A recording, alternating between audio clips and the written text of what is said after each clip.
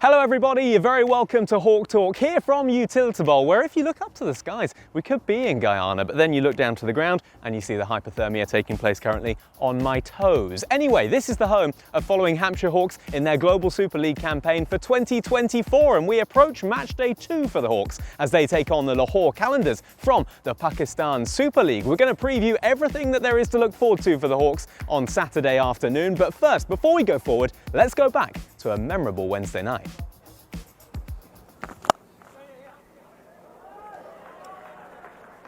Beautifully played. Oh, absolutely. Top 5 positions. 50 up, Shan Masood. Different type of innings. Had to, of course, absorb pressure. Might get a fifer, yes he does. Currie best figures for Chappelle. Oh, yes. Managed to get that breakthrough. Oh, straight into his hands.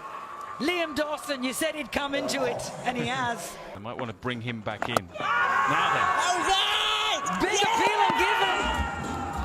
Well, it's a double strike. Oh, he's knocked him over. The skipper stands up when Hampshire need it, and they are still in this. How are they still in this? It should only be one. He's going to have to try to come back for 2. It's a fumble. They do come back for 2. We are going to get a super over. We are going to have a super over. Oh, it's out of here. That is big. Kushtil gets it over extra cover. Because of the lack of pace, it goes straight up. Oh, that's superb. Run out, coming back for the 3rd. Oh, boom, that is out of here. My goodness me. Easy as that. First ball out of the park. That's more like it. That's where he wanted it. And he picks up a wicket. Oh, that's it. He's done it. You little beauty. Liam Dawson. Cometh the hour, cometh the man. He wanted to be out there. You couldn't keep him out. Yeah, the Hawks looking to try and make it 2-2 to kick off their Global Super League campaign, and of course they'll be halfway through the group stage after they take on the Lahore Qalandars. Once again, we're joined by Scott Currie and Matt Funnell. Gents, nice to see you. Scott, let's come to you first. How will those couple of days been for the Hawks, given the unbelievable drama of night 1? Yeah, I think the mood will be up. That's the big thing. You know, lads will be on a high after that, and then attention will turn straight away to the next game, and all the usual cliches will come out about one game at a time, and staying level and staying present and all that sort of stuff. But yeah, lads will take great confidence from a win on the opening night for them. And Matt, no doubt you will have sort of reviewed the game from an analysis perspective. Have you been in touch with them? Do you generally sort of have meetups or one-on-ones or anything like that? Yeah, review would have gone out day straight after the game. I've already sent out sort of stuff for Lahore, so it's all done very prior to the competition, so we use the time that we've got, albeit not very much of it, to the best that we can. So yeah, quick review and then move on straight to the next game. And is that sort of team stuff as a whole, or is it actually getting in touch with, I don't know, whoever it might be, Joe Weatherly, Ali Orr, and giving them a breakdown of maybe what they did well, what they didn't do so well in terms of data? Yeah, I think batters sort of worry about themselves, you know, like sometimes there can't be as much to talk about as other times, but with the bowlers, it's sort of dependent on the person. Like Scott, we might have a long conversation, but someone like Woody, you know, played as many games as I've even watched, then he'll probably worry about himself more so. Does Scott like the stats? Do you like the data? Enjoy chats with Matt? Or? Yeah, I like the analysis of it. I like to know what works. I think it's there for a reason, so it's worthwhile and useful. It's not to say it's set in stone and you can't shift from that, but yeah, I enjoyed pestering him and getting his it keeps him busy, keeps him in a job, doesn't it? It's very, very important. Let's come on to the Qalandars then, shall we, of the Pakistan Super League. We mentioned, Matt, that they may well be one of the favourites going into this tournament. Just explain what we can expect from them. Yeah, I think, like we said previously, I think their overseas are going to be really, really crucial. We saw the other night, although he got out soon after, Rossington, went hard early doors. And similar to how we're going to set up, they've got Abel in the middle who sort of other people can bat around. So if they do get off to a flyer, then they could be definitely dangerous. Yeah, they were sort of put to bed really, weren't they, by the Amazon Warriors in game one. But mentioned Tom Abel there, and he was one of only 3 batters to get into double figures on Tuesday night. You will have bowled to him a little bit, I imagine, and he's had a fair bit of success against Hampshire as well. Yeah, another incredibly experienced guy in the same mould that we want Sean to sort of anchor our innings. That'll be the role he'll be fulfilling for them. So he's someone who knows his game really well. He's incredibly busy, runs particularly well, and really pushes you in the field. So yeah, he's someone we'll have to take care of. Is it a bit of a game of cat and mouse in terms of Hampshire's bowlers will have played against Tom Abel a lot, so they'll know his strengths and weaknesses, but at the same time, he will have faced Hampshire's bowlers a lot, so he will try and get one up on them and stay ahead of the game. I think that's the beauty of the way the game is now, and people crop up in different teams all over the world, and you think, I've played there against him or whatever, but cricket's a great game. Certainly T20 is where it only takes you to have a day out on that day, and it's your day, and there'll be a lot of data on him in particular, but again, the lads will sort of play it as it lies and read the situation as they go. We saw Sonny Baker play for the Hawks on Wednesday night. He looked fast, looked impressive, looked raw though, I think it was fair to say, Matt. How much better will he be for that run out on Wednesday and that experience? Yeah, definitely.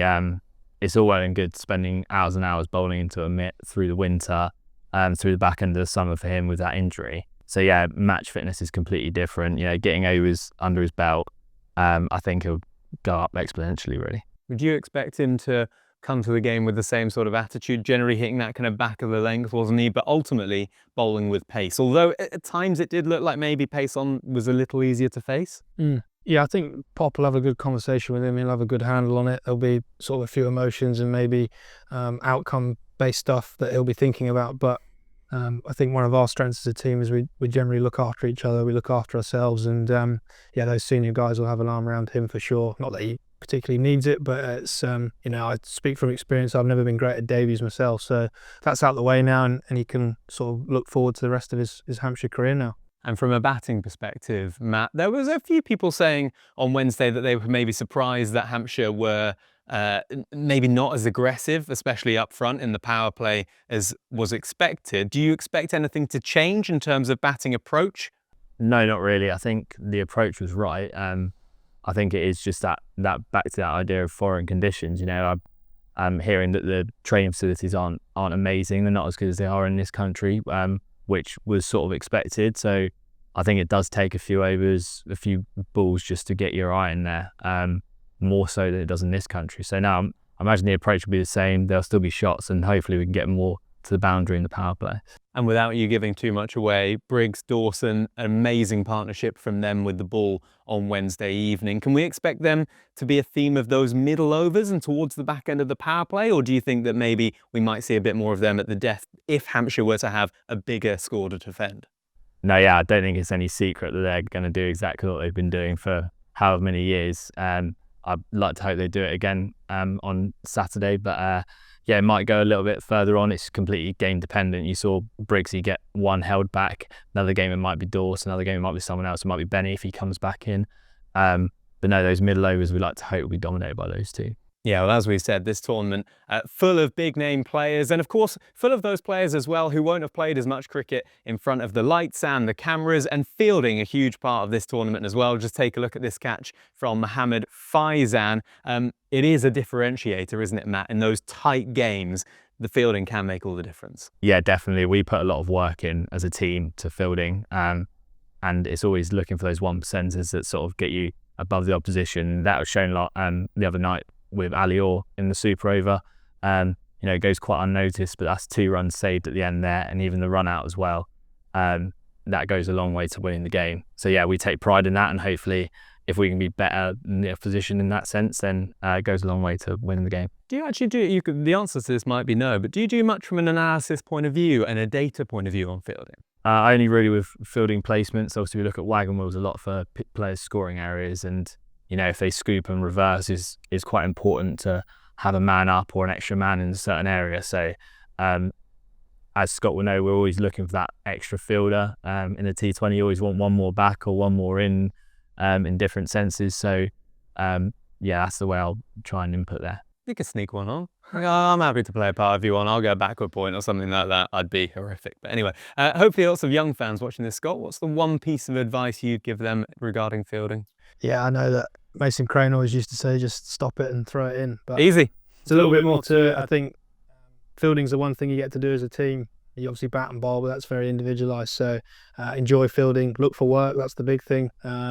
And want to field. You know, people, it's gone are the days where you're just there to pick it up from the boundary and throw it back in. It's a chance to make a difference. I don't know if it gets you into teams alone anymore, but it certainly keeps you in teams if your fielding's up to scratch. And it's this comp's provided a bit of an opportunity for other people to step up, because we've not got the usual guys in the usual places. Obviously missing Vincey as well. So it's, you know, a great opportunity for lads to put their hands up and show that their fielding warrants them a spot in the team. Fingers crossed it all goes well on Sunday afternoon. Gents, thank you very much indeed. Yeah, if the Hawks can make it 2-2 tomorrow afternoon against the Qalandars, they will go a long way to making it into that final, which is a week today. We will have a review, of course, coming your way on Sunday. It's a perfect time to watch the game, don't forget. 2 o'clock on a Saturday afternoon in the UK, so get yourself on the sofa with a bag of crisps, and we will speak on Sunday.